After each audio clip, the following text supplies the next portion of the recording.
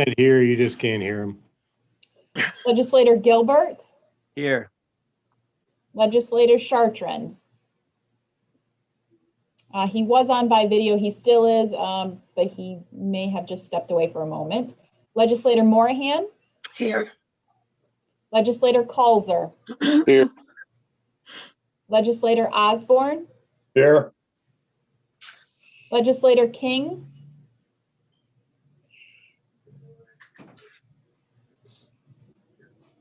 I don't see him on here. He was on for the previous meeting.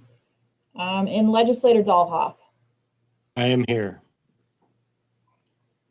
So would we all please stand for the pledge and face your flag?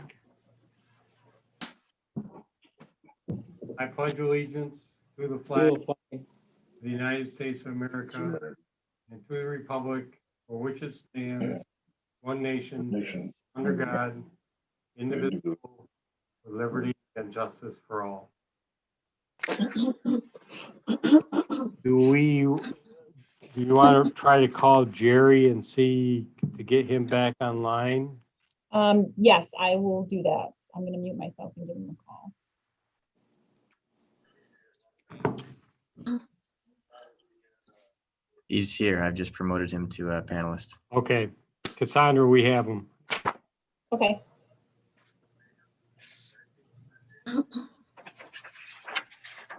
Can you hear us okay, Jerry?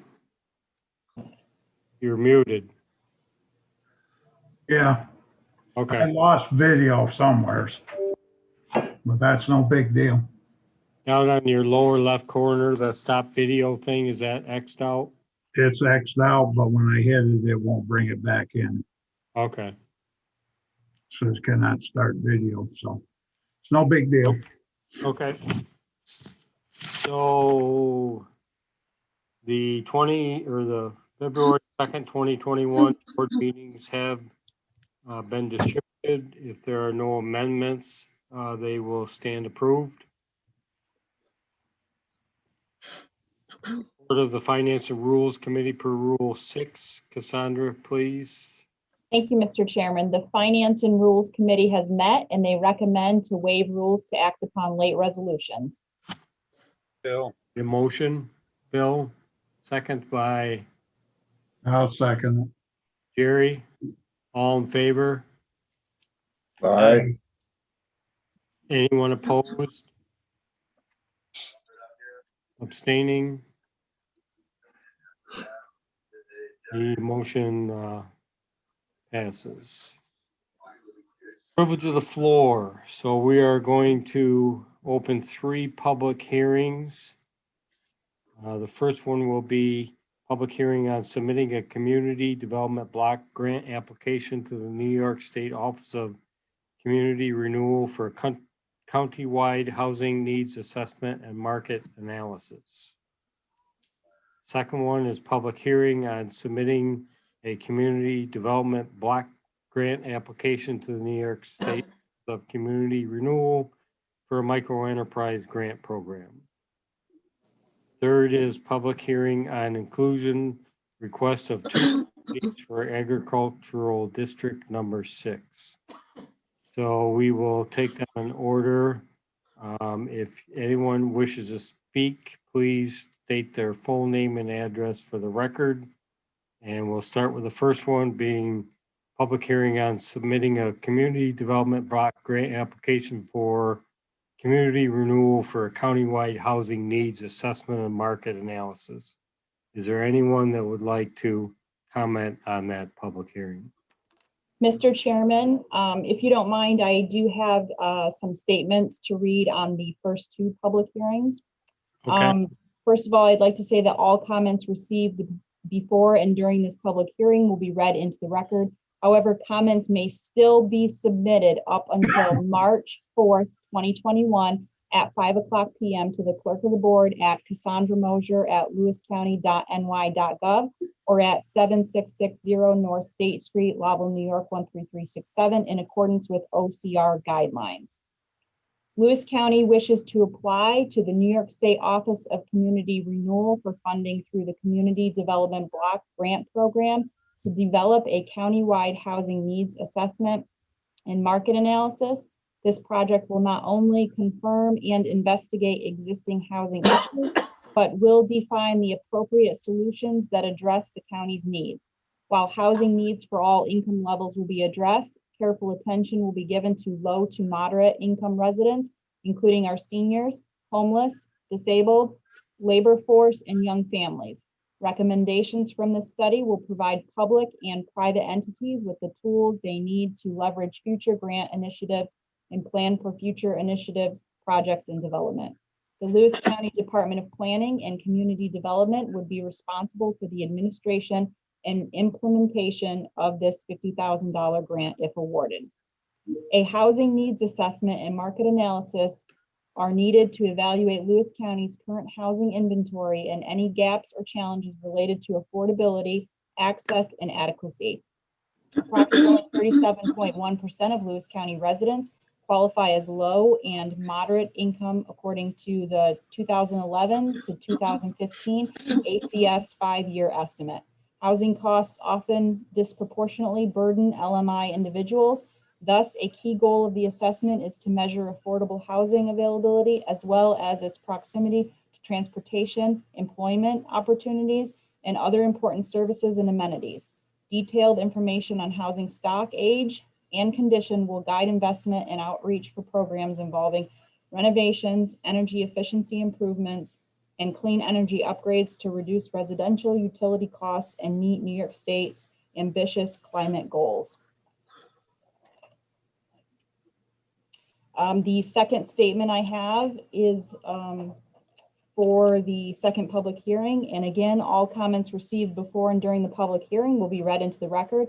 However, comments may still be submitted up until March 4th, 2021 at 5:00 p.m. to the clerk of the board at Cassandra Mosier at lewiscounty.ny.gov or at 766 North State Street, Blavel, New York, 13367 in accordance with OCR guidelines.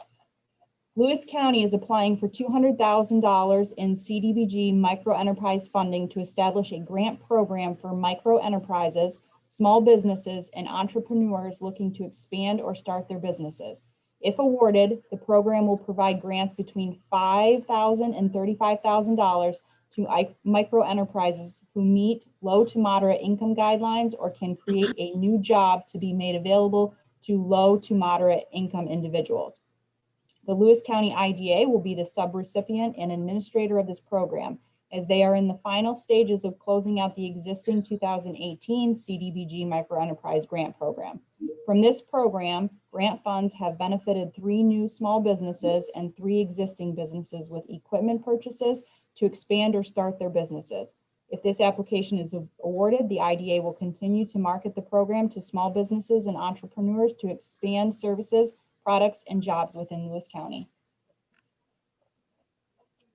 Those are all of the statements that I have at this time. Okay.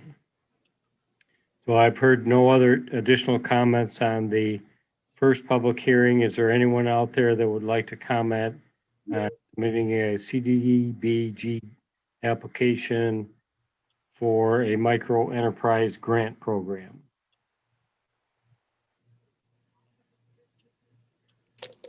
Hearing nothing, I will move on to, is there anyone out here that would like to comment on the inclusion request of 2 properties for agricultural district number 6? We will leave these public hearings open for another 25 minutes and move on, and we'll come back to them to close them. Presentations of petitions, communications, and notices. Cassandra? Thank you, Mr. Chairman. A card was received from the Lions Falls Historical Association thanking the Board of Legislators for the $1,000 budget appropriation. The January 28th, 2021 minutes from the Intercounty Legislative Committee of the Adirondacks were received. That is the end of my report. Thank you. Reports of county officers and departments, please. Thank you, Mr. Chairman. Legislators received the February 2021 Treasurer's Report and Highway and Solid Waste Audit Reports. Real Property Director Candy Aiken and County Treasurer Eric Verkler have filed approved applications for 2020 corrected tax rolls for property owners Crooked Lake Timber LLC and Rensma Timberland LP. The 2020 annual reports have been received from Board of Elections, Building and Grounds, Civil Service, Community Services, County Clerk, Emergency Management, Fire and Building Codes, Highway, Information Technology, Junkyards, Office for the Aging, Planning, Probation, Real Property Tax, Solid Waste, Recreation, Forestry and Parks, Treasurer, Veterans Services Agency, Weights and Measures, and Workers' Compensation. Brian Mooney submitted the January 2021 Sealer of Weights and Measures activity reports, which have been placed on file with the clerk of the board. That concludes my report. Thank you. Reports of standing committees. Tom with Finance and Rules, would you like to start off? Thank you, Mr. Chairman. I'd like to make a motion to approve the insurance renewal package with Eastern Shore Associates through the NYMIR for a period of April 5th, 2021 through April 4th, 2022 for a total premium of $207,447.00, and to increase the healthcare professional liability deductible to $25,000. And I make that motion. Moved by Tom, second by Bill. I'll second it. by Ron. Any further discussion? Mr. Chairman, if I can just note that maybe some of you know, but Cassandra worked really hard on that with our providers, and she was able to do some really serious work on it to reduce the increase in the premium that we would have had otherwise. So she really needs to be commended for that.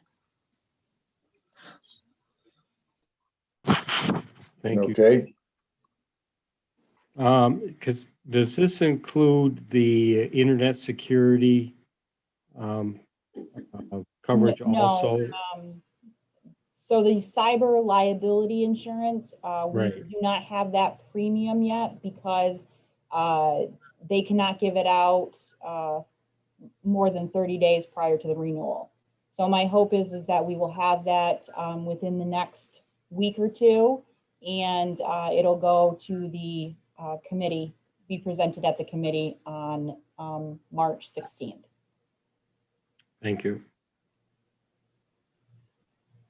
Any other comments? All in favor? Aye. Aye. Anyone opposed? Motion carries. Thank you for a job well done, Cassandra. Yes, thank you, Cassandra. And that's all I have at this time, Mr. Chairman. Any questions for Tom? Thank you, Tom. Moving on to Jerry with General Services Committee. Thank you, Mr. Chairman. I have 4 motions. The first motion to authorize Highway Superintendent Timothy Hunt to send out an invitation for bid on hot asphalt and bulk oil. I'll make that a motion. Moved by Jerry, second by Tom. Tom. Any discussion? He's not on the committee. All in favor? Aye. Opposed? Carries. Okay, the second motion to award bids for sand, gravel, crushed stone, concrete base on project location in accordance with the tabulation of all bids prepared by Highway Superintendent and placed on file with the clerk of the board for the period of April 1st, 2021 through March 31st, 2022. And I'll make that a motion. Moved by Jerry, second by I'll second it. Greg. Any discussion? All in favor? Aye. Anyone opposed? Motion carries. Okay, third motion to award low bid for crushing stones to Bartell Sand and Gravel in the amount of $4.75 per cubic yard for a period of April 1st, 2021 through March 31st, 2022. Make that a motion. Moved by Jerry, second by I'll second it. Greg. All in favor? Aye. Aye. Anyone opposed? Motion carries. Okay, fourth motion to authorize Sheriff Carpinelli to refill one full-time correction officer's position due to retirement and any associated backfills effective immediately. And I'll also make that a motion. Jerry, second by Tom, Tom. Discussion? All in favor? Aye. aye. Opposed? Motion carries. Thank you, and we may have one more motion after executive session. That's all I have now, Mr. Chairman. Thank you. Thank you, Jerry. Any questions for Jerry? If not, we'll move on to Andrea with Health and Human Services. Andrea, please. Thank you, Mr. Chairman. I do have a motion.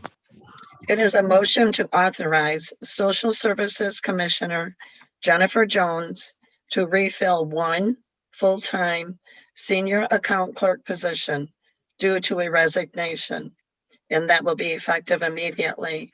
And I would make that motion. Moved by Andrea, second by Dick, Dick. Discussion. Seems like there's an awful lot of resignations up there lately. everybody's getting older. No, not retirement, resignations. Any other comments? All in favor? Aye. Aye. Anyone opposed? Motion carries.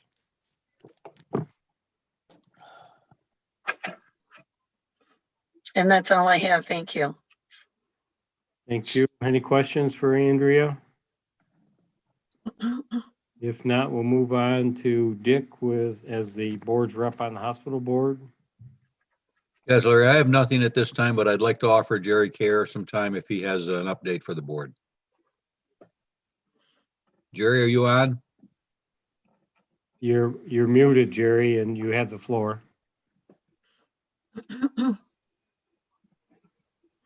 Right, thank you. I would like to give an update on the building project. I'm following through on a request by Mr. Hathaway. So I appreciate the question, Phil. Give me a chance to update the Board of Legislators.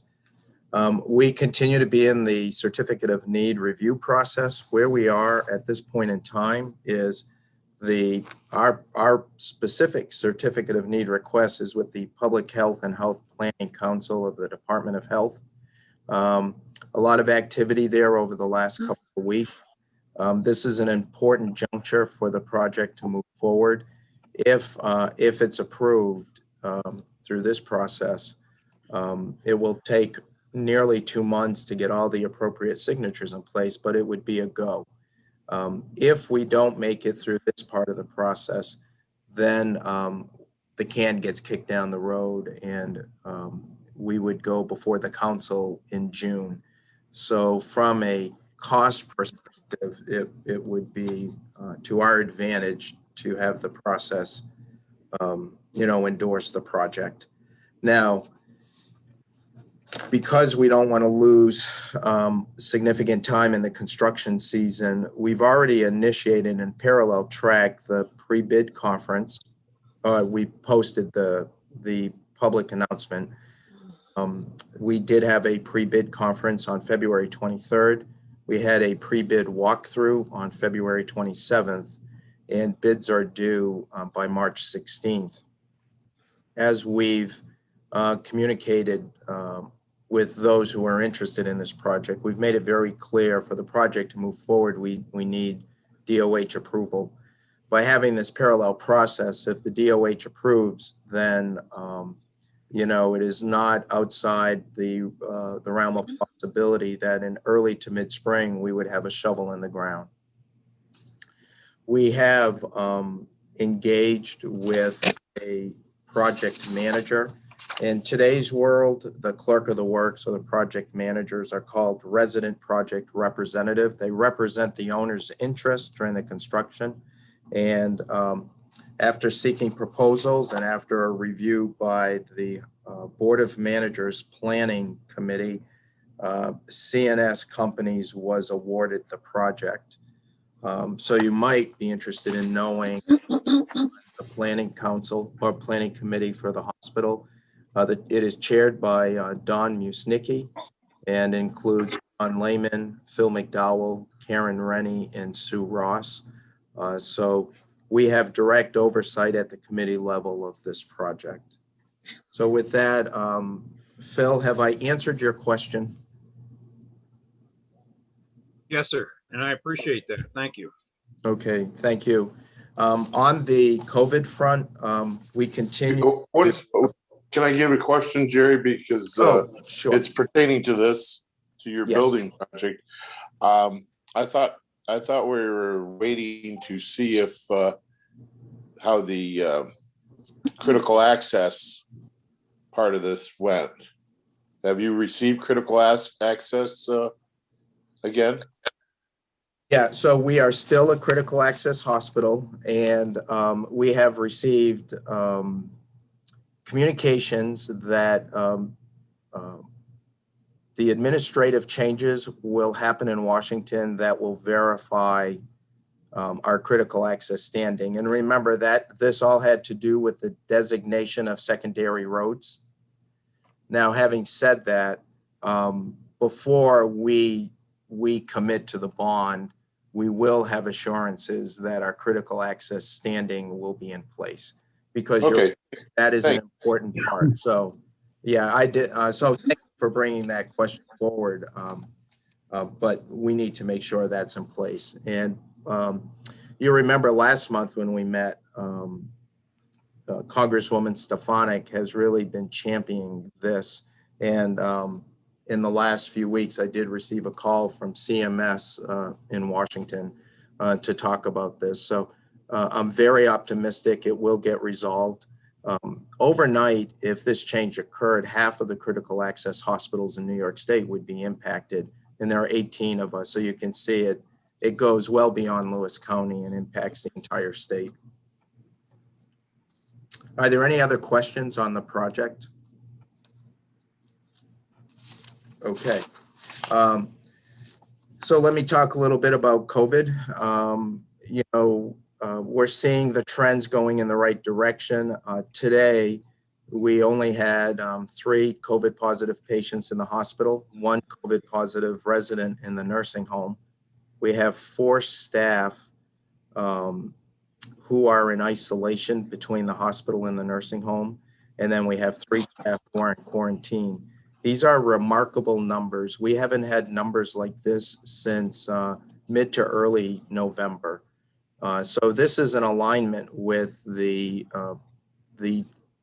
continued decrease of positivity rate for Lewis County. So this is very exciting. We continue to still be very busy at our test collection site, but we did drop the hours. Frankly, we weren't as busy as we were a month ago, so that's encouraging. So if we continue the way we are trending, in the not too distant future, we will be able to open the nursing home to visits. And you remember the DOH and the governor made some announcements about nursing home visits. We have to be 2 weeks past a positive and recovered resident. So we have 1 resident left. In the meantime, the team there has put together what we call window visits. They're inside the building. So there is still a barrier between the resident and the family member, but they're able to talk, see each other, and, just be separated by a pane of glass. So it's a step in the right direction. I also want to take this opportunity to acknowledge the team here. They've worked tirelessly, the doctors, the nurses, the CNAs, the environmental service workers, the facilities department, the therapists, the nutritionists, the dietary workers. For the last year, I can't begin to tell you just how hard the team here has worked. I'm incredibly pleased, proud, and they're still hanging in there. Is there a little COVID fatigue settling in? I would say that would be fair, but people are working their way through it. So as more people get vaccinated and, we can get outside more, we continue to wear masks and that sort of thing, we will get to the other side of this. So I just wanted to reflect on that with you tonight as well. On the vaccination front, we received word a couple of days ago, we have 100 doses of Moderna coming to the hospital. And so we are focusing our next clinic on employees who have changed their mind and now want to be vaccinated, new employees, residents of the nursing home and nursing home employees, and those who are homebound within our certified home health agency. So a lot of exciting things happening with regards to the vaccine making it into Lewis County. Ryan will have additional information with regards to the county, but it's moving in the right direction. If there are no questions, that would be my report, and thank you. Jerry, this is Phil. I got one quick question. Regarding what Senator Griffo was proposing for tablets for the nursing home people, do you have any thoughts on that?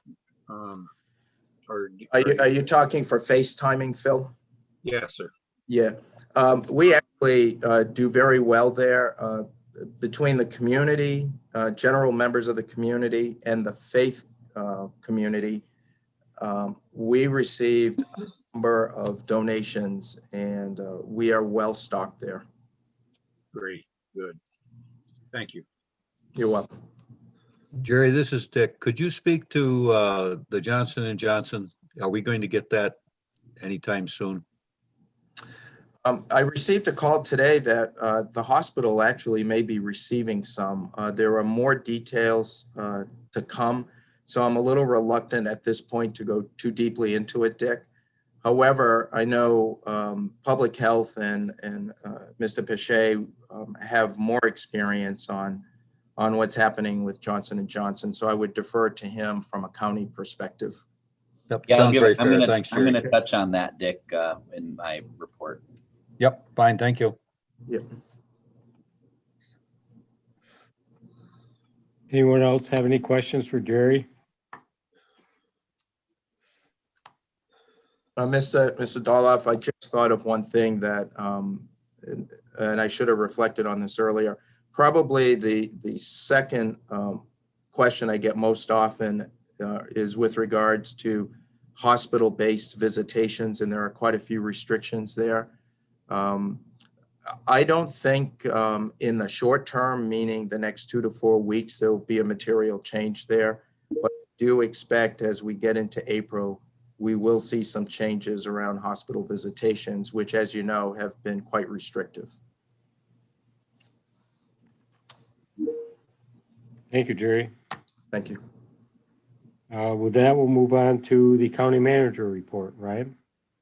Thank you, Mr. Chairman. I want to start by saying happy birthday to our old planning director, Frank Pace.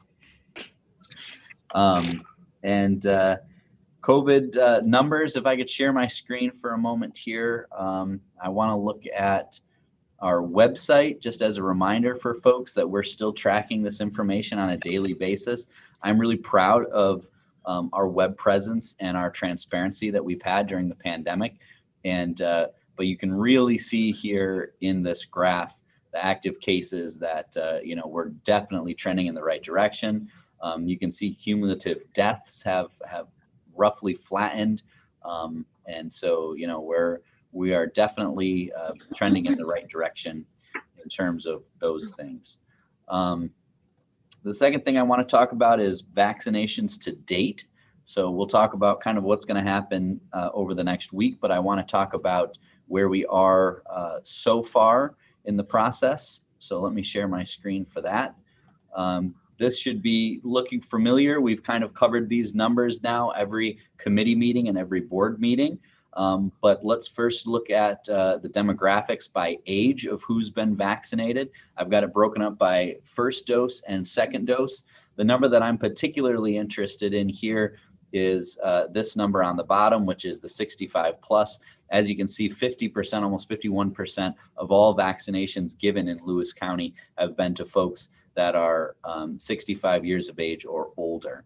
And then you can see the second doses there are creeping up as well at 42%. So we're really taking care of the senior population. And I think that's critical as you know, the statistics tell us that they're the most at risk of serious harm from the coronavirus. So today you can see we've done 3,982 first dose vaccinations, and we've done 2,375 second dose vaccinations. So we are really cruising along and doing quite well, in my opinion. Vaccination by site, we've been looking at this number as well. You can see that Lewis County Public Health and Lewis County Health System still leading the way, giving collectively over 40% of all vaccinations in Lewis County. You can see the residential healthcare facility, you know, that number kind of topped off once we, you know, have covered that group. But still, if you take all the things that are within our control, so to speak, we've done a good job, I think, serving the community with the supplies that we've been given. The Lowville site has done a great job as well for Kinney Drugs. They're at 542 vaccinations. And recently you have seen our the New York State regional sites have picked up a little bit with 148 and Potsdam's at 123. So, you know, people are buying into getting their vaccine, which is a good thing. The more vaccine we can do locally and cover ourselves in this category here is going to be better for everyone, in my opinion. So this is where we stand in terms of where people are getting our doses. And now let's look at a new metric that I put together today, which is where are people from that are getting vaccinated. So this is done by zip code. You'll see zip code here. I kind of named the zip codes. You'll see some people didn't put a zip code and some were a zip code that didn't match anything. So maybe some type of entry error there. But you can see the Lowville zip code at 18% of, so what I've done here is, here's the number of people that have been vaccinated from this zip code, and this is the population of that zip code. So 18% of the people that live in 13367 have been vaccinated. If you look at the county total, 15% of the county residents have been vaccinated at this point. That's really, really great. So you see some are a little bit above that number and some places are a little bit below that number. But if you look at Lowville, Croghan, Casterland, I mean, this is where a majority of our population lives in these, you know, 4 or 5 towns right here. They're all trending around 15% that have received vaccinations. One thing that you're going to see in the future is that, and I want to talk about Dick's question with the Johnson & Johnson. We have put in an order to New York State for 1,600 Johnson & Johnson vaccines. The New York State has ordered 878,000 Johnson & Johnson vaccines. So we've put in for our fair share by population of that amount. Those vaccines are ideal because they're only 1 shot, not 2. They're ideal for more of the difficult to reach places. They're ideal for people who are homebound. They're ideal for people who have a more transient lifestyle. So, you know, if we want to cover some folks that are in the county jail, we can get those folks done because we don't have to hit them twice. We can only get them once. So what we will be doing if we receive these Johnson & Johnson that we've requested is we will be getting out into the community and trying to reach the homebound and trying to set up clinics in some of the more outlying areas that we haven't been to yet, like Harrisville. I talked to Larry about Osceola, getting down to Port Leiden, getting up to Denmark. So we'll be able to get out more with this one-shot variety because we don't have to come back and mobilize again in a month to get the second shot. So hopefully if we can get, if we get that supply provided from the state, you're going to see a more mobile vaccination effort from Lewis County rather than the stationary site that we've had here in Lowville. So that's our goal with the Johnson & Johnson variety. We'll see what the state does to provide us supplies on that front. And what is the anticipated timing of the Johnson & Johnson? The state supplies arrives Thursday and it has to be used within 5 days. So it could be fairly soon. We're looking at, the weekend into next week. Yeah. So what's important is if you guys are looking on here and you're seeing some of your towns that aren't as high as others, Copenhagen's at 10%, that's lagging a little bit behind the 15%. Turin's only at 6%, that's lagging big time behind the 15% that the rest of the county is at. You guys can help by advocating in your community for people to sign up online through the county's pre-registration system. If you don't have, what's very important for people to know is if you don't have internet, you can call Office for the Aging or you can call Public Health and we will enroll for you. But this pre-registration is working really, really well because we don't always know the supplies we're going to get any given week. So what we have is a list of people. We've got their names, their addresses, and their phone numbers. And when we get supplies, we can reach out to them and schedule their appointment individually. So that would be a message that you can bring back to your constituents to make sure that if they're interested and if they're eligible, make sure they go online to the county website. It's very, very simple. In fact, let me show you guys real quick. I brought it up for my screen share here. If you go to the county homepage and right on the homepage, you can't miss it, is COVID-19 vaccine. You click on that and you fill in. It's very, very simple. It couldn't take more than 5 minutes to do this. And you'll have a spot in line in Lewis County. And right now we have about 1,200 people on that waiting list. So if we get, 400 vaccines this week, plus 1,600 Johnson & Johnsons going into next week, we're going to more than take care of the folks that are on that waiting list. So it's very important that people are interested, get on the waiting list, because that's how we're going to find you and reach out to you for you to get that appointment. Ryan, will you bring that back for just a second? Yep. And point out the little box that says it's got transportation on it. Yep. If you know of people that are shut in, go down to the bottom and I have no means of arriving, that will tell Public Health that you are shut in and that they need to do a home visit there. So just want to point that out. Great point, Larry. Thank you. That's a great point. So we're still working on the original list, Group 1A, Group 1B, seniors and underlying health conditions. Is that right? that is correct. Or can anybody sign up? We're still under those restrictions of those Okay. core groups. Okay. With the Johnson & Johnson, though, our strategy may change slightly because we'll want to use those vaccines on, like Larry said, the people that don't have transportation or people that we can go right to their housing complex and get everybody all at once.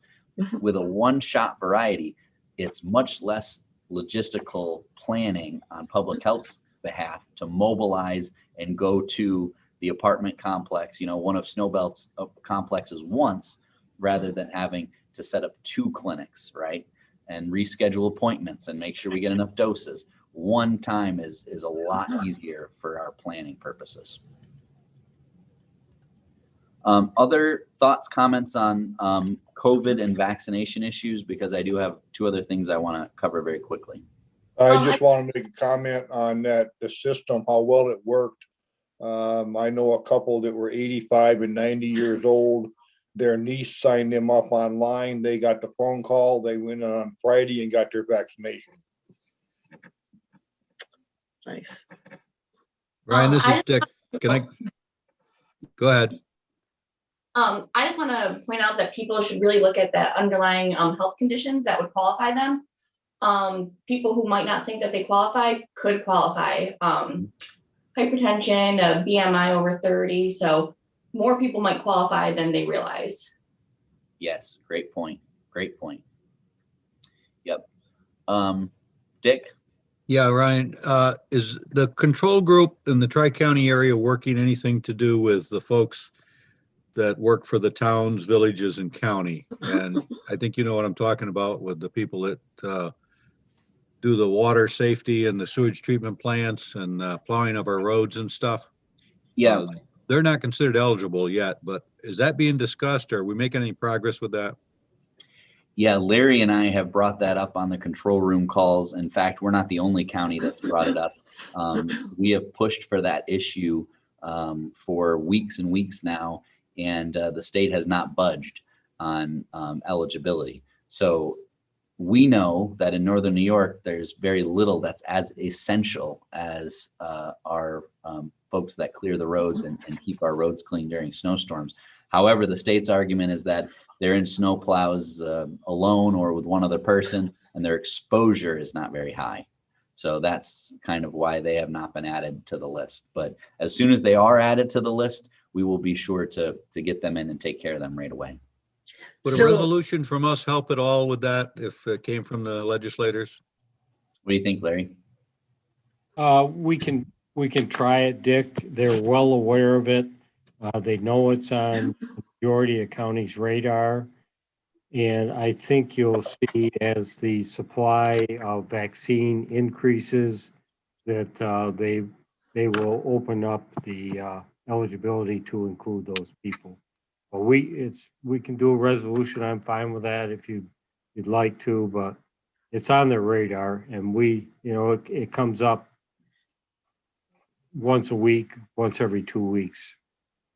Yeah, I'll tell you what bothers me, Larry, and I know you and Ryan are in complete agreement with that, but the fact that these guys are in a plow alone or in a plow with one other person and stuff like that, it sounds good when you're living in Albany, but when you're in upstate New York and the other part of their job is they're going to the stores to shop and they're going here and there, they are more liable to catch something than they are if they're in their plow alone. So every time I talk to somebody, I've talked to a few people in Albany, and that's what I get. Well, they're in a plow, there's only one guy and there's nothing to it. So I give them that other take of it, or our sewage treatment plant people, our water plant people.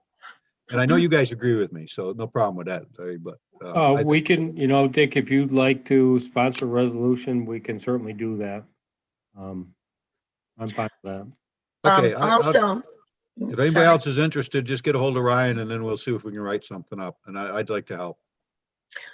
I'm always concerned about the craft employees who work side by side, who wear a mask and a shield, whether it's 8 hours or 12 hours to protect themselves. I think it's important too for them to be able to get a vaccine, or any mill worker who has those same conditions. Yeah, I think that they are essential workers. They have to be there for the farmer.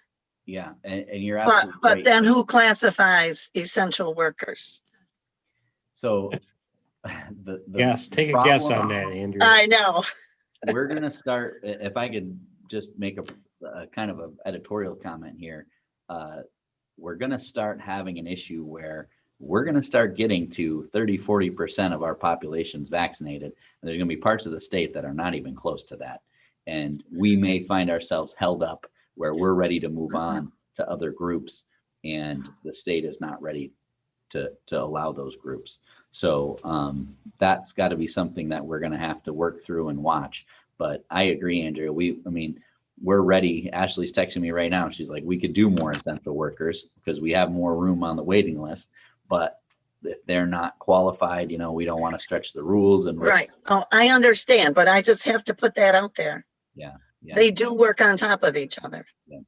And then to Dick, to your point, Cassandra and Joan, haven't we in the past, if the board has made a resolution during or has made a motion during a board meeting, we've kind of turned that into a resolution. So if you guys want, you can kind of make a motion to it, to it kind of capturing what Dick is saying. Is that right or no? They can authorize me to draft something up based upon the discussion here today. I can circulate it amongst the board to get their approval, and we can let it go at that. If all the board agrees to that process. I do. Fine with me. Everyone okay with that? Hey, Yeah, I think we still need it to be a motion though, because on the resolution, we're gonna have to have it, moved by someone and seconded by someone to be Would adopted. you like to move that, Dick? Yes, I would. I'd like to second.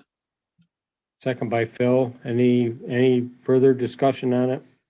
Larry, only that if some of the other legislators have other thoughts like Andrea had with Kraft and stuff, please send those thoughts to Ryan by email right away, and then I'll get with Okay. Ryan and we'll word that out. Okay, Fair enough? fair enough. Yes. Anything Okay. else? Yep. Sorry. All in favor? Aye. Aye. Opposed? Carries.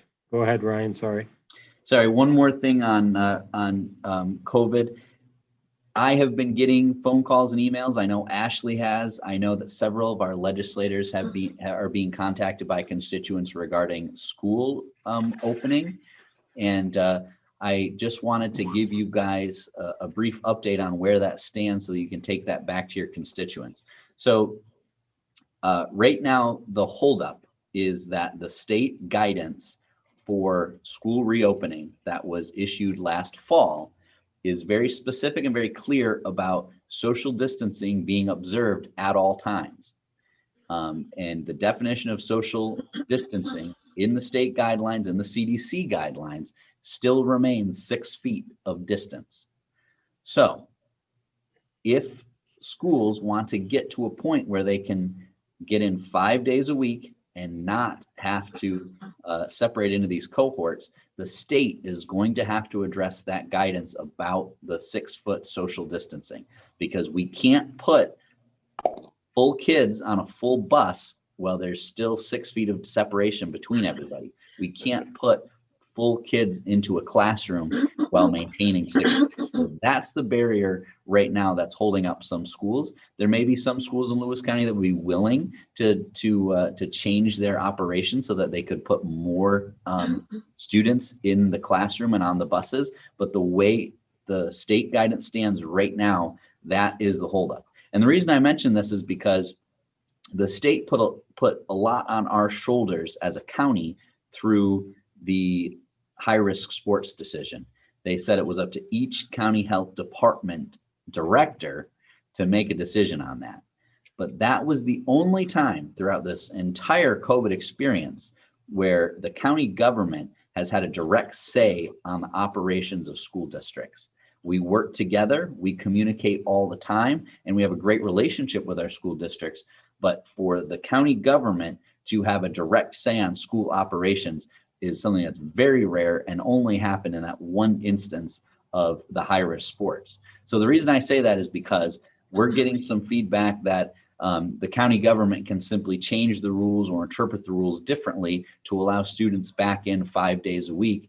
And that is not the case. It is not a county decision. It is not a school district decision. We are all beholden right now to the New York State guidelines, which are very specific about 6 feet of social distancing between each student at once.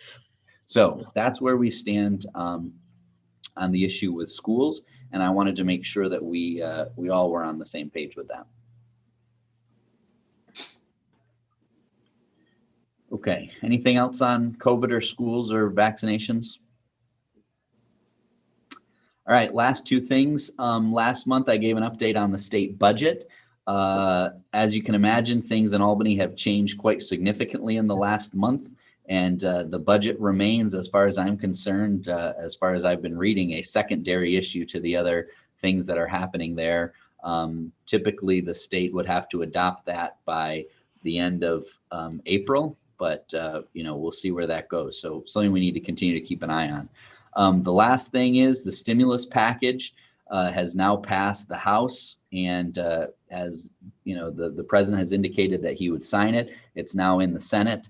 That would, in direct unrestricted aid, would mean about $5.1 million to Lewis County if that were to pass as is. And that's to the county government, not including what would go to towns and villages, which is additional funds. So something certainly to keep an eye on. That's obviously a lot of money for us, and so we'll continue to monitor that and see where it goes. So both state and federal kind of in a holding pattern right now. So that would be my report. I'll take any questions.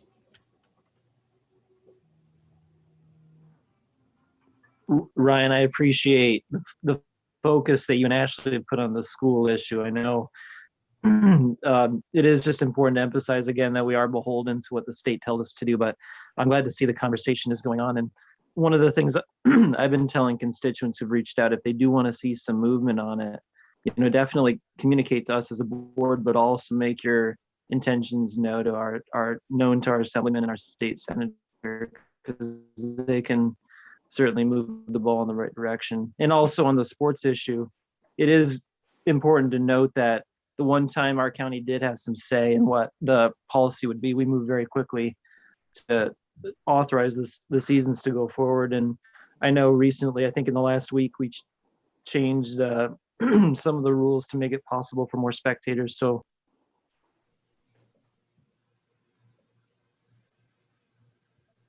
Yep. Thanks, Ian. Just one comment on the funding that Ryan talked about. With Lewis County is going to get $5 million. I have the chart that shows what the individual towns and villages will get in Lewis County. I can share that with the legislators. I would be hesitant with what you do with it and who you share it with, because they expect a lot of controversy in the Senate on this stimulus package.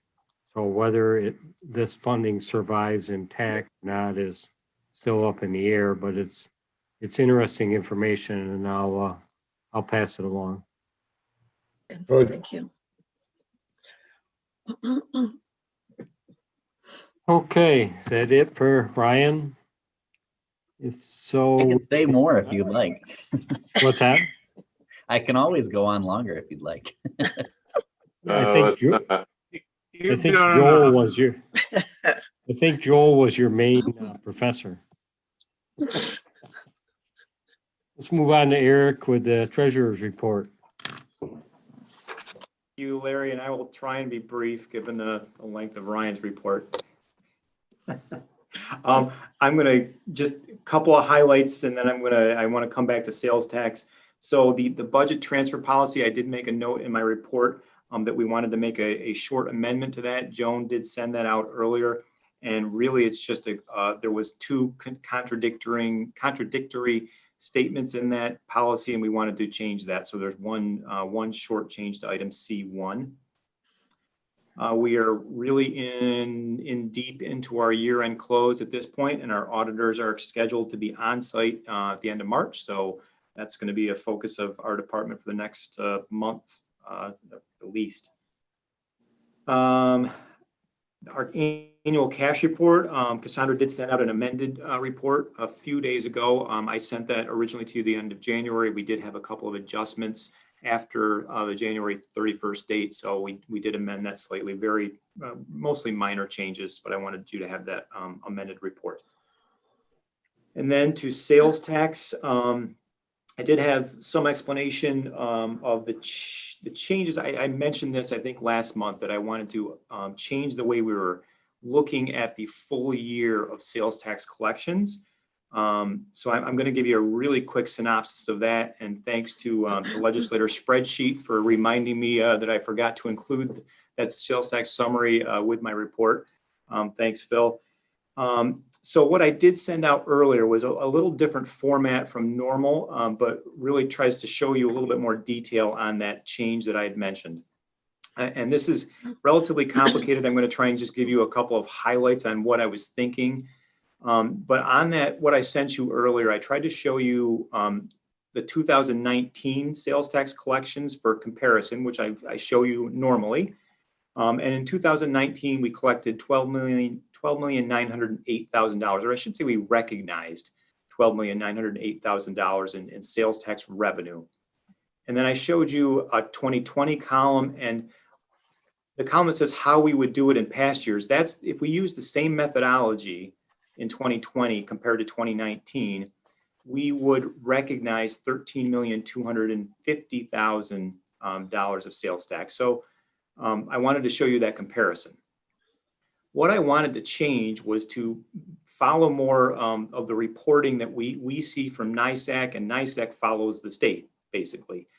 And again, it's complicated, but I think what we've done in the past is we have reflected taxes collected in January and part of February back into the previous year. NISAC only shows the taxes collected in January.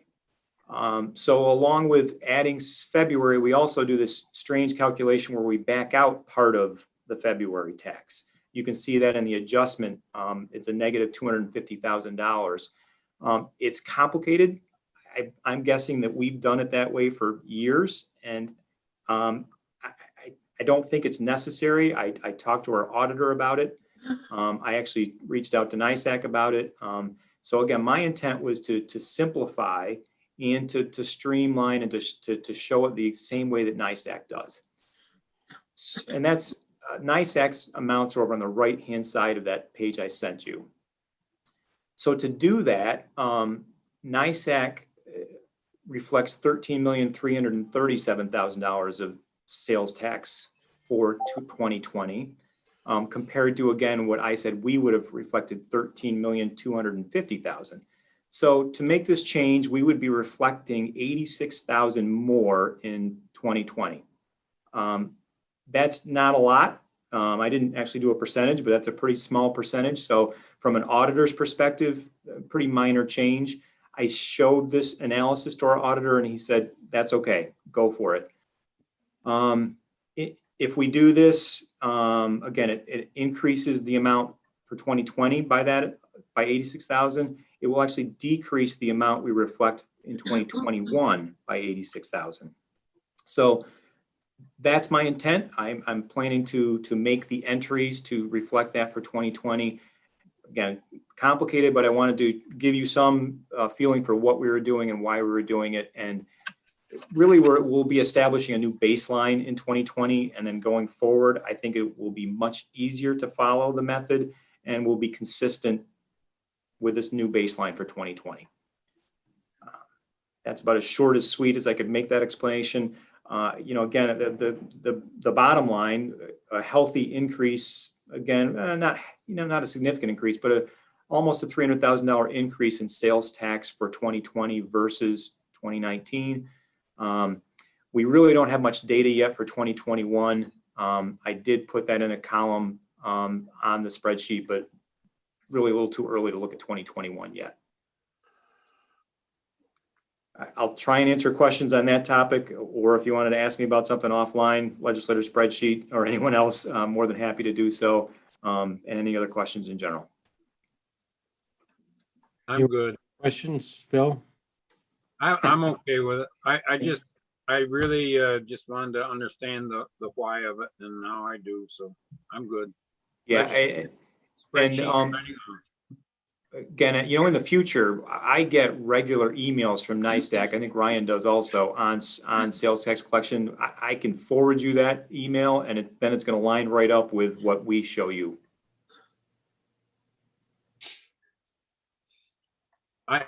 I'm good with what you show us. No problem. I just don't like change. I'm old, you know. Thanks. Andrea, do you have a question for Eric? No, I'm good. I'm just laughing at Phil. Poor Phil. Thank you. Okay, thank you, Eric.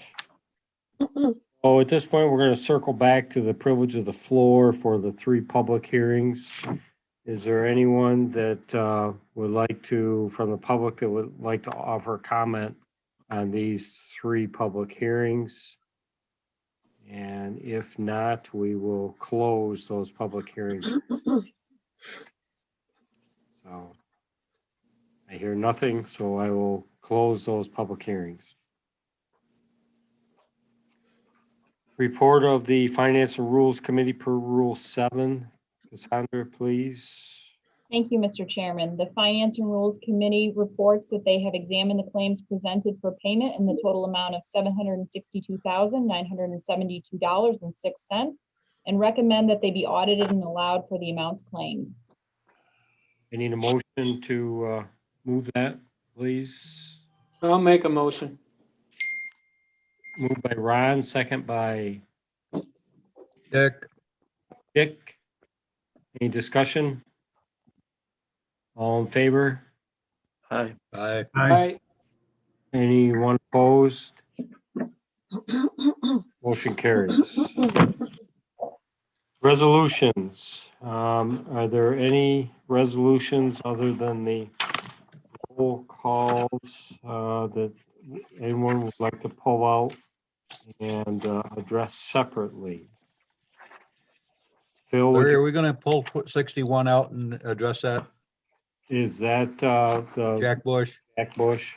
We can do that. So I think we're looking at, I have number 31 that will be pulled out separately. I have the number 56, which is adopting the budget transfer policy. We're pulling that out separately because we will need to make a motion to amend it and then adopt it. And then I have 61 pulled out separately, and the late resolution, which is 62, will be done separately. Thanks, Cassandra.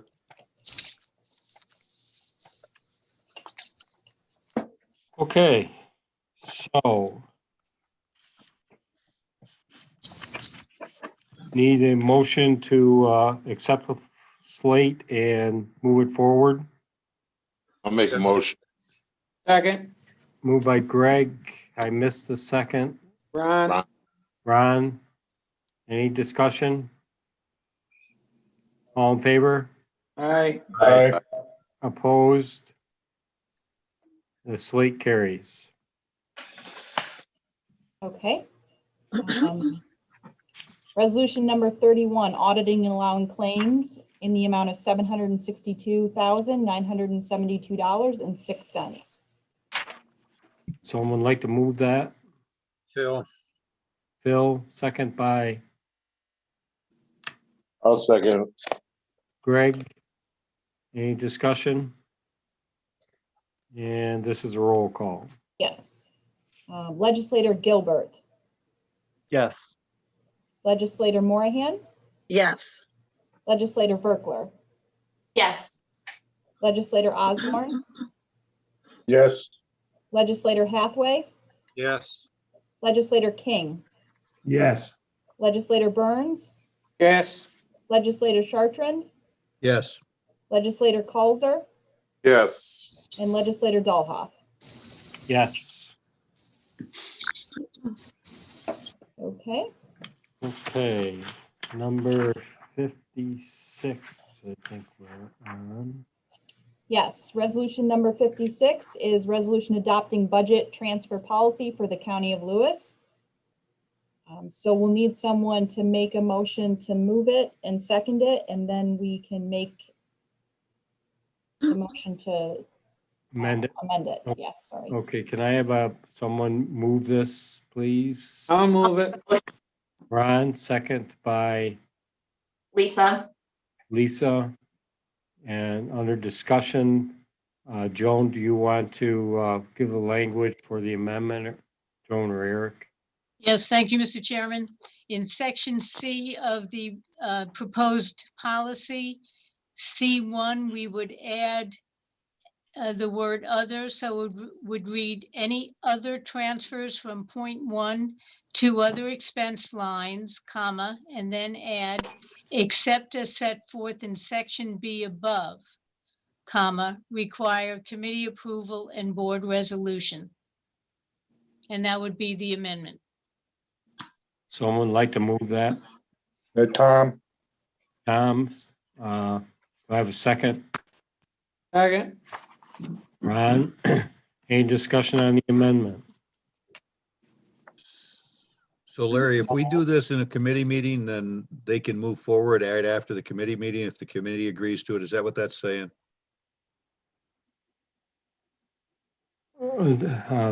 Joan, you want to take that?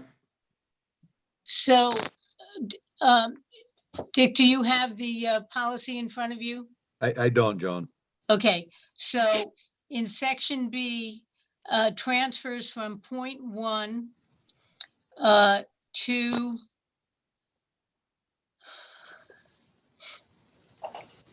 hold on one second. Point 1 or point 0.8 funds in a department can be transferred to a point 0.4 account to utilize contract services up to 5,000 with the approval of the county manager. Anything above that for point 1s or point 0.8s to a point 0.4 require committee review, approval, and board resolution. So Okay, Joan, section that's the C, piece I missed. Thank you. okay, so section C is basically saying anything other than what we had in section B will require committee approval and board resolution. Yes, okay, Okay. I just missed the board piece. Thank you. Yep, okay. Anything else on discussion? All in favor? Aye. Aye. Anyone opposed? The amendment carries, and we're back to discussion on the amended resolution. Is there any further comments on the amended resolution? If not, all in favor? Aye. Aye. Aye. Anyone opposed? Motion carries. Okay, and resolution number 61, if it is okay with the board, I would like to read through this resolution. It's a resolution in memoriam of Jack T. Bush, introduced by legislator Lawrence L. Dahlhoff, chair of the Board of Legislators. Whereas Jack T. Bush of Branningham, New York, recently departed this life on February 6, 2021. And whereas Jack T. Bush was elected by the electorate of District Number 5 to serve as their representative on the Lewis County Board of Legislators effective January 1st, 1980 through December 31st, 1987, and again from January 1st, 1993 through December 31st, 1997, thereafter elected for a third term to represent District Number 9 commencing January 1st, 2006 through December 31st, 2013. And whereas Jack T. Bush had served as vice chairman of the Lewis County Board of Legislators from 1994 through 1996, and thereafter was chosen unanimously by his colleagues to serve as chairman of the Board of Legislators continuously for years 2006 through 2012. And whereas during his reign as chairman, Jack's knowledgeable expertise and leadership were integral throughout the planning and construction of the new Lewis County Courthouse. And whereas Jack T. Bush was a consummate, civic-minded leader who approached every challenge with personal regard and fairness, while respectfully welcoming participation from all interested parties that would affect decisions mindful of the best outcome to benefit the entire Lewis County citizenry. And whereas Jack T. Bush provided exemplary service for many years as a volunteer firefighter with the Laval Volunteer Fire Department, and thereafter with the 3G Volunteer Fire Department, as well as a member and past exalted ruler of the Laval Elks Lodge. And whereas it is proper for us as friends, acquaintances, and members of this Board of Legislators to record our recognition and appreciation for the sincere, diligent, and valuable services rendered by our former colleague, Jack T. Bush. Now, therefore, be it resolved as follows, that as an enduring record and mark of respect in memory of the deceased Jack T. Bush, a true friend and honorable public official, This resolution shall be printed in the official record of the proceedings of the Board of Legislators of the County of Lewis, and a copy thereof shall be forwarded to the family of Jack T. Bush. Well, per Phil's request, and correct me if I do this wrong, Phil, but you would like to move this unanimously by all the legislators, Yes, sir. is that correct? Yes, I'd like to make this a unanimous motion. Okay, and then it would be seconded unanimously by all the legislators also, Yes, sir. okay? Everyone okay with that? Yes. Yes. Yeah. Yeah. All in favor? Aye. Aye. Anyone opposed? And the motion carries unanimously. Okay, resolution number 62. This is the late resolution approving employment separation agreement and release. Someone like to move that, please? I'll move it. Greg, do I have a second? I'll second it, Jerry. Second by Jerry. Any discussion? All in favor? Aye. Aye. Anyone opposed? And the motion carries. That's the end of the resolutions, so I we'll do move have a on. question on number 40, though. I thought we were gonna just, I didn't realize, I missed it. It's the one with CNS Engineering. CNS companies for the DSS building, and I guess now I didn't realize it was gonna be the highway garage too. I thought we were gonna have some more discussion on that before that resolution was gonna be pushed forward. Because we didn't go out to bid. We just take them for the only engineering outfit. Well, I can only offer Greg that resolution has been moved, seconded, and passed. Part of the history is that in December, that was brought to the committee where the consensus was to, because we do not have to bid professional services, the committee's desire was to move forward with CNS. They brought their presentation to us, and it was accepted at last committee's meeting. And I questioned it there and at the first one. well, you're not on that committee, I unfortunately. know, but I still questioned it. So as a Well, you're- legislator and somebody looking out for his constituents, I should be able to question it. You And had whether I to understand question it's it passed now, tonight. just You when- missed the opportunity to question it tonight. Joan, do you? I missed it. So that's my fault. Anything? Can we change? I don't know how to proceed here. So you have any thoughts, Joan? The motion has carried. It would have to be brought back at another meeting, possibly. But it's already been carried. That's fine. Just when it goes the other way, you'll see. Okay. So let's move on to other business. Cassandra, would you like to read the proclamations? Yes, I have two of them. The first proclamation is a proclamation to recognize Lewis County Office for the Aging Nutrition Program and March for Meals. Whereas the Lewis County Office for the Aging supports seniors in the community with critical nutritional needs and promotes the importance of healthy meals through nutrition counseling and education. And whereas OFA has 6 congregate dining sites throughout the county located in Harrisville, Krogan, Laval, Copenhagen, Lions Falls, and Osceola. And whereas in 2020, the nutrition program at Lewis County Office for the Aging provided 395 eligible seniors countywide a total of 40,738 meals. And whereas home delivered meals are critical to helping seniors maintain their independence and is a safety net program that provides wellness checks for many older adults that live alone and at risk.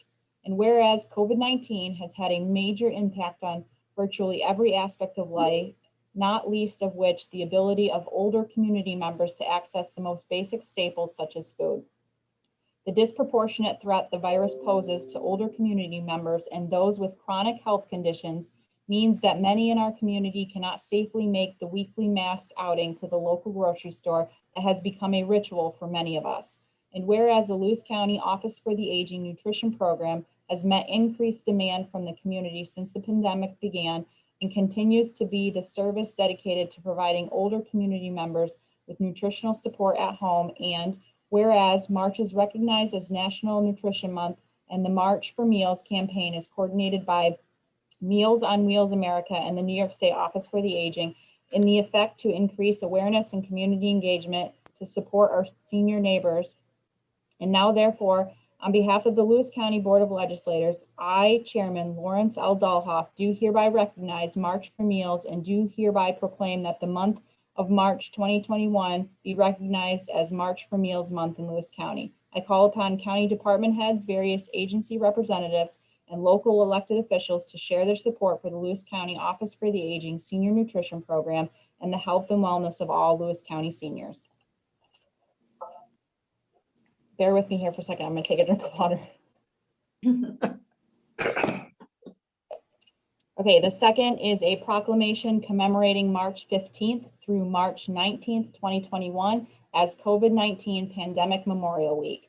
Whereas since the start of the pandemic, the Lewis County Industrial Development Agency has taken every opportunity to help the businesses in our communities in any and all ways that it can. And whereas the IDA has circulated a Naturally Together campaign and recognizes March 15th through the 19th as COVID-19 Pandemic Memorial Week in proclaiming we are and have remained #Naturally Together in Lewis County throughout COVID-19. As the 1-year mark of the COVID-19 pandemic approaches, we recognize those we have lost, thank all our essential workers, and come together to reboot our community with hope for the future. And we thank you, essential workers, for your dedication and commitment to your positions to keep our community safe and to maintain a great place to live. To all Lewis County residents, be kind, be safe, be hopeful. The worst of times have truly brought out the best in our Lewis County communities. Share your stories of community kindness during this unprecedented time. And may we all be thankful for technology for keeping us together in times when we needed it most. And we are overwhelmed by the resilience of our Lewis County business community. Thank you, business owners and managers, for continuing to be creative during these unprecedented times. As a community, we stand by our local businesses. Beat the COVID blues. Do something small to show your appreciation. And we challenge you to shop local. Show your appreciation for local businesses by shopping, eating, enjoying local this week while adhering to safety guidelines. Now, therefore, I, Lawrence L. Dahlhoff, Chairman of the Lewis County Board of Legislators, encourage every resident to remain #Naturally Together and to support our local businesses as a token of our appreciation. I do hereby proclaim March 15th through March 19th, 2021 as COVID-19 Pandemic Memorial Week in Lewis County. Thank you. Do we have any other business? Mr. Chairman, I had the opportunity to check on Robert's Rules of Order.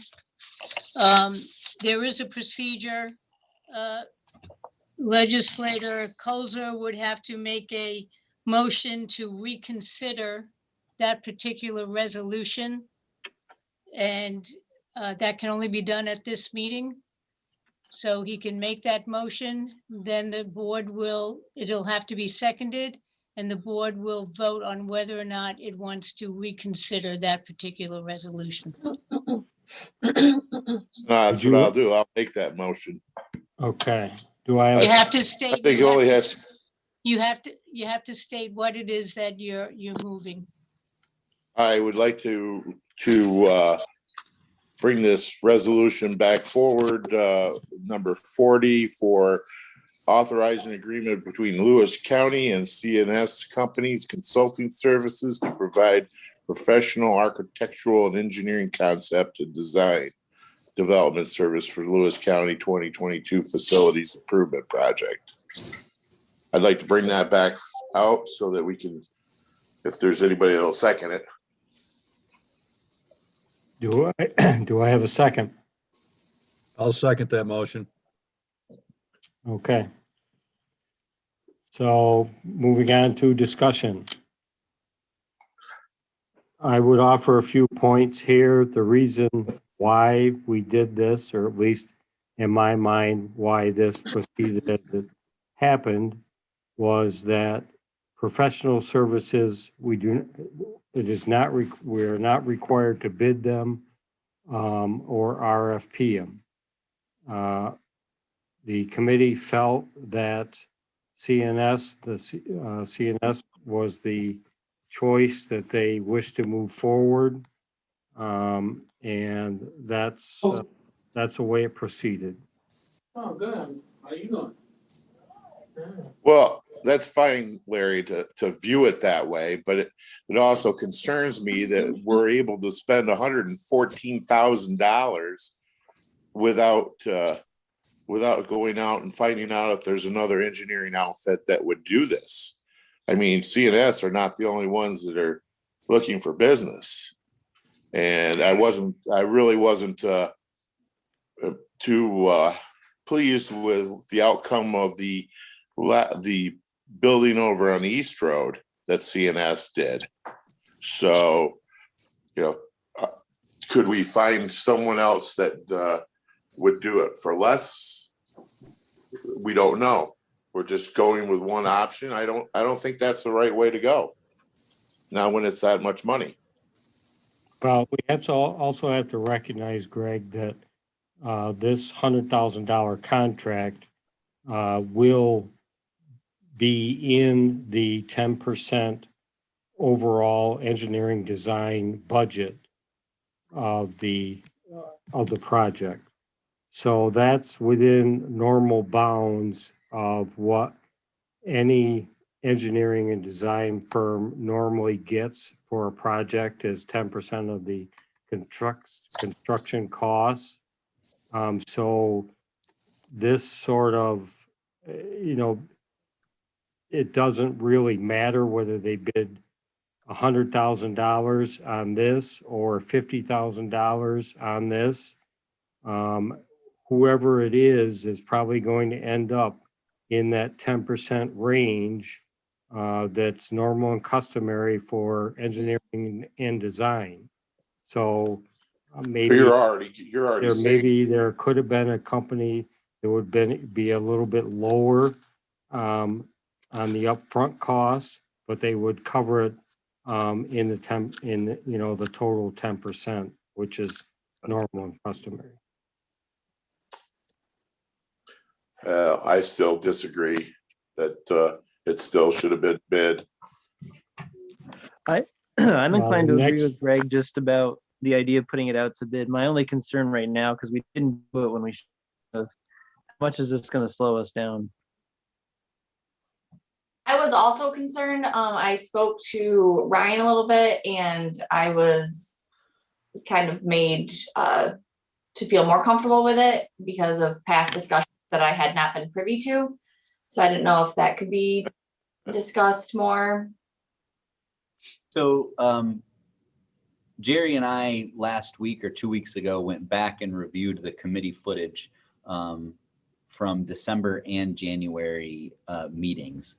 And because I was a little taken aback at our committee meeting a couple weeks ago that we weren't kind of unanimous and all on the same page with this, because certainly the last thing that we want to do with a project like this is start off on a place where not everybody is rowing the boat in the same direction. So we went back and reviewed that footage. And I will say that there was multiple opportunities where Jerry, as chairman, really went around the room and gave people an opportunity to weigh in on this issue. And Greg, yes, had some things to say, but other than that, it sailed through, this concept has sailed through committee twice. And so That's kind of the way that the staff was interpreting it. At this point, like Ian said, to go back and send out an RFP would mean that we're going to add at least another 2 months to this process, because we've got to draft and write the RFP. We have to have it open enough for engineering firms to submit their proposals. Then we have to review the proposals, select a winner, and then get the winner basically to the point where we're at with CNS right now, where they understand the scope and have basically a written contract ready to go. So that takes time. Well, they were supposed to understand the scope of the one over there on the East Road too, weren't they? Where did that end up, Ryan?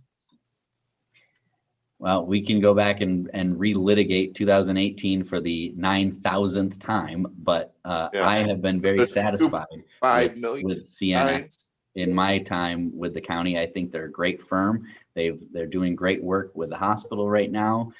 They won their construction entity, won the bid for our solid waste facility. I feel quite comfortable with them.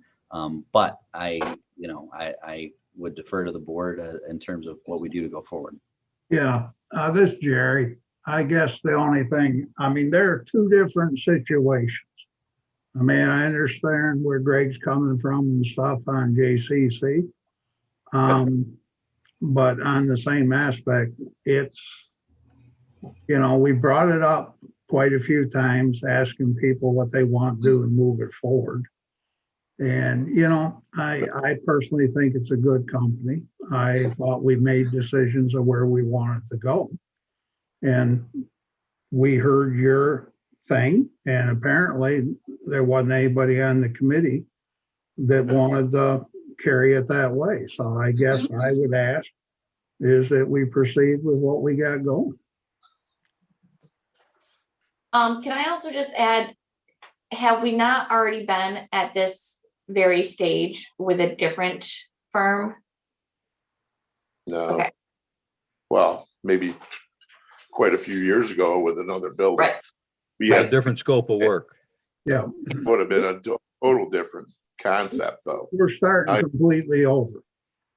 That would have been a complete new build. Right. Right. What really could happen, but But everybody decided we wanted to go back and redesign and everything, so that's what we're doing. Yep. Jerry, can I comment a minute when you get done? Sure. You all set? Yeah. Okay. What Greg's motion's done is let me go back and take a look at this a little closer. And based on what Larry just said, I agree with him on that. It should be between 6 and 10% of the construction cost. But when I read up above, I read items 1, 2, 3, and 4. Is our Joan, if I get where we got to go into executive session, say so. But based on 114,460, our estimated cost of that construction work in those 4 items is $1,144,000. I really thought it was some different number for all of that work. Am I wrong? yeah. You get total work, yeah. Yeah. What was that, Jerry? I say you're right with your estimate of the design. I mean, in the last building, we spent close to $1 million on that. So when you start from scratch, what do you expect? I mean, that's the going rate. What this contract will do that is before you right now is going to move us from the concept phase to the design phase. So before they start design, and put pencil to paper, we need to be very specific about what we want. Now, we know we want to do a new highway garage. Do we know specifically how many bays we need? No. Do we know specifically what offices we want to put there? No. Those are the things that we need to figure out. And what my interpretation of our discussions over the last year really are that we have a lot of people that have really great ideas and strong opinions on this, but we need an expert help to get us from us talking amongst ourselves to a point where we can move it to actual architectural design that can be bid out for construction. And so that's what this phase with CNS is supposed to help us to do. Exactly. The key word here, their final thing on June 17th is to submit final updated conceptual drawings. If we don't like what they've done, we can get somebody else to do the final design. That's what I'm reading. Is you reading that, Dick? That same way? I am, Phil, yeah, and So we're not I'm- tied to them for the whole duration of this. We're exactly, that's what I was trying to figure out, yeah. tied to them to give us the conceptual drawings and all this other stuff that they are proposing, which is far, in my humble opinion, is far better than what we've gotten in the past, but we didn't ask for the same stuff in the past either. But Yeah, we're not committing to them at the moment for the entire situation. yeah, and that's why the figure's so low, Phil. I'm just trying to make sense of that figure, and I think I got it now, thanks. So Greg, there would be another opportunity for you to push for somebody else after we get these conceptual drawings, and with good reason, if we don't like what we see. That's fine. That's what everybody wants. They can have it. Smile, Greg. No. So the motion, Mr. Chairman, before you is to, you have a second on the motion to rescind the prior vote. That's what the board is voting on right now. Let's vote. Okay, so we have a motion to, if we vote in the affirmative, we rescind the previous vote. So this is really reverse. If you want the motion to stand, you need to vote no here. Am I correct on that? That's my understanding, yes. Yeah. Would you say that again? This is where if you vote yes on this, then it's to rescind the original vote. Okay. If you vote no on it, the original vote stands. Good. Okay. So, how many are in favor of rescinding the original vote? I am. How many are opposed to rescinding the original vote? I am. Yes. Lisa, Jerry, And I vote to allow the first one to stand also. So the original vote remains in support of the original resolution. We do that right, Joan? It was the first one for me too, but I believe so. Okay, do we have any other business? I'd offer a motion to adjourn, Larry. Mr. Chairman, I did have an executive session to discuss a potential liability matter that came up that Ryan and I would like to discuss with the board. I'll withdraw my motion to adjourn. Motion to go in executive session. I'll make it. I'll second. Second by Lisa. All in favor? Aye. Anyone opposed? We are in an executive session. Okay, Mr. Chairman, just give me a minute here. I need to figure Okay. out how to stop the recordings.